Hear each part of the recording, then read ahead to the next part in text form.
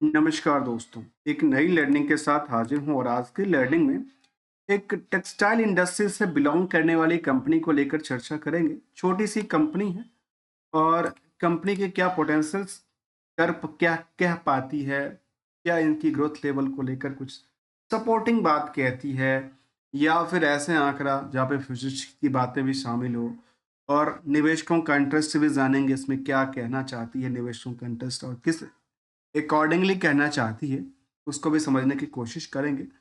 25 साल का एक्सपीरियंस हुआ है कंपनी का, जो कंपनी की वेबसाइट्स के बेसिस पे इंफॉर्मेशन कैप्चर होती आती है। ट्रूली वर्टिकली इंटीग्रेटेड की बात कहती है कंपनी। इसके अलावा बिजनेस मॉडल जो है कंपनी का गारमेंट्स आइटम है और नॉन वुमेन्स स्पोनलेस फैब्रिक की बात कहती है और कंज्यूमर प्रोडक्ट डिवीजन को लेकर कंपनी का कारोबार है। State of art infrastructure and manufacturing technology को लेकर कंपनी कहती है।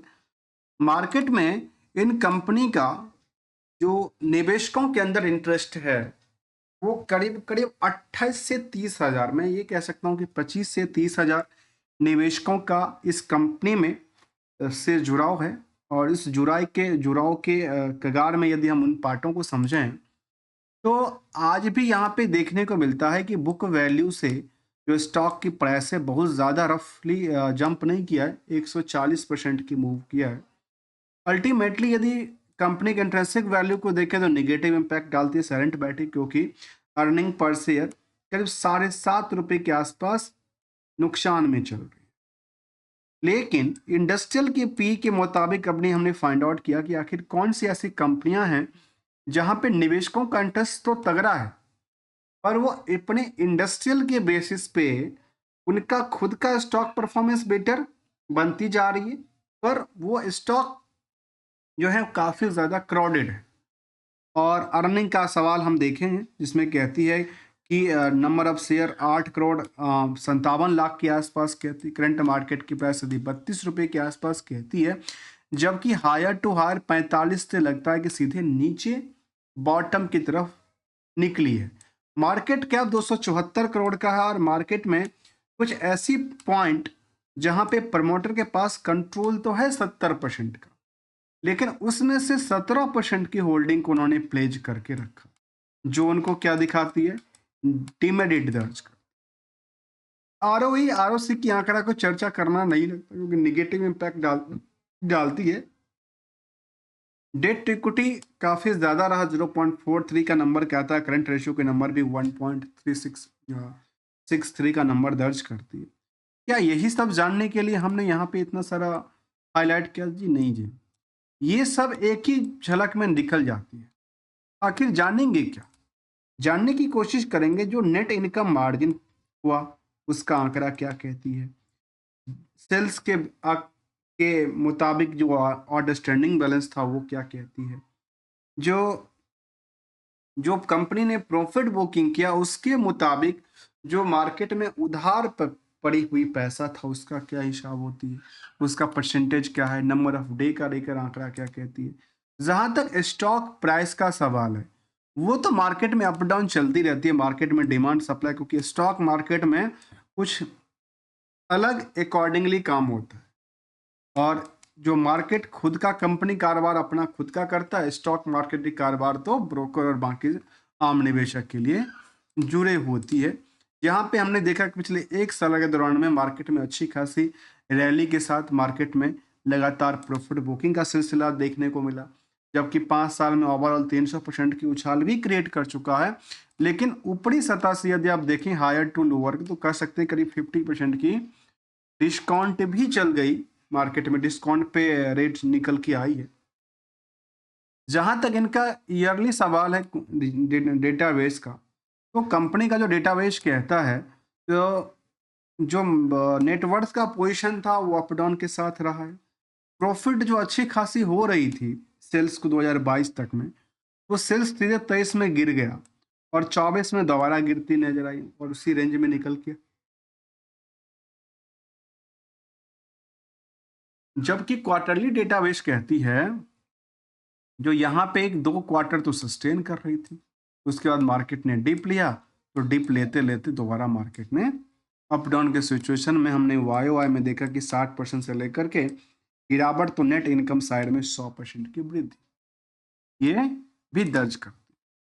इसको लेकर के जब हमने लास्ट 12 मंथ को डेटा को देखा तो समझ में आया कि कंपनी ओवरऑल अच्छी खासी बीच में कमा रही थी, सेल भी कर रही थी, प्रॉफिट का नंबर भी था। लेकिन अब जाकर कंपनी नुकसान बुक करती नजर आई है। लगातार कुछ पीरियड में नुकसान देखने को मिला। लास्ट 2 सालों का डेटाबेस देखा जाए, अभी लास्ट 12 मंथ के डेटाबेस भी देखें तो अल्टीमेटली नुकसान में ही है। क्वार्टरली में ये रहा, जो सितंबर तक का जो रिजल्ट आया उसमें जून के मुकाबले जो सितंबर का रिजल्ट था वो काफ़ी बेटर रहा था, जबकि प्रॉफिटेबिलिटीज़ का नंबर उसी जिस हिसाब से उन्होंने वो दर्ज किया थोड़ा सा उसमें सस्टेन करती नज़र आई है।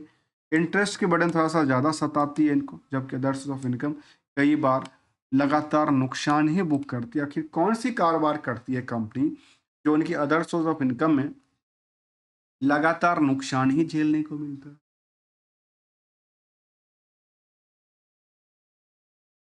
इसको लेकर के जब आप अगले कड़ी की तरफ चलेंगे तो कुछ और आंकड़ा हमारे सामने खुल के आता है, और वो क्या कहता है उस पर एक नज़र फोकस कर। और वो ये दर्ज करता है कि कंपैरिजन टू, यदि आप प्रॉफिटेबिलिटी नंबर को देखते हैं तो नेट इनकम मार्जिन में करीब 22% से ज़्यादा की गिरावट होती, प्रॉफिट के बजाय नुकसान हो जाती। अब चलिए, कंपनी नुकसान में है लास्ट 12 महीने के डेटाबेस में, लेकिन लास्ट H1 की डेटाबेस तो उनको सपोर्ट दे रही है। अल्टीमेटली 11 लाख का प्रॉफिट भी कंपनी ने बुक किया। तो पहले के कंपैरिजन अभी तो उनको क्या करना चाहिए, थोड़ा सा सस्टेन करना चाहिए था मार्केट को। लेकिन निवेशकों का इंटरेस्ट देखा है तो यदि हम डेटर्स का डे देखें, रिस्क तो करीब 62 दिन की रिस्क फैक्टर की बातें कहते हैं। इसके मुताबिक यदि आप बैलेंस शीट को देखें तो यहाँ पे ये दर्ज करती है कि कंपनी में करीब 84 करोड़ के आसपास कर्ज रहा। कर्ज को लेकर कंपनी ने किया क्या, तो इन्वेस्टमेंट भी कर रखे रखा है, मार्केट में इनके पास उधार भी होगा और अदर एसेट्स में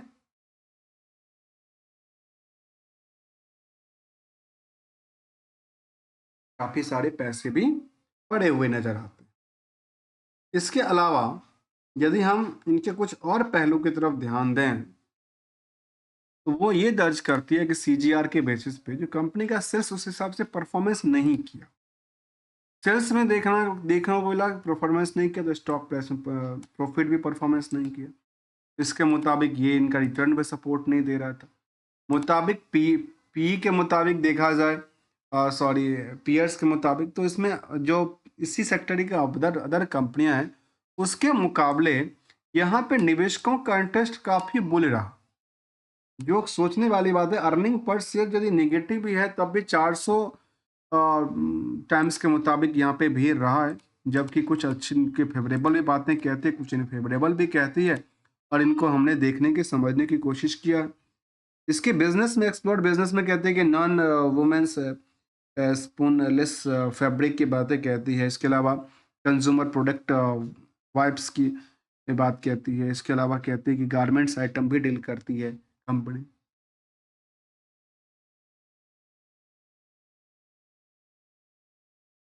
जबकि निवेशकों के इंटरेस्ट में जो प्रोमोटर हैंड थे उसके पास उतना ही होल्डिंग है, और आम पब्लिक के पास कोई बड़ी होल्डिंग किसी के पास नहीं है। केवल और केवल 28 से 30 हजार निवेशकों का, शेयर होल्डरों का इंटरेस्ट यहाँ पे जुड़ा हुआ है।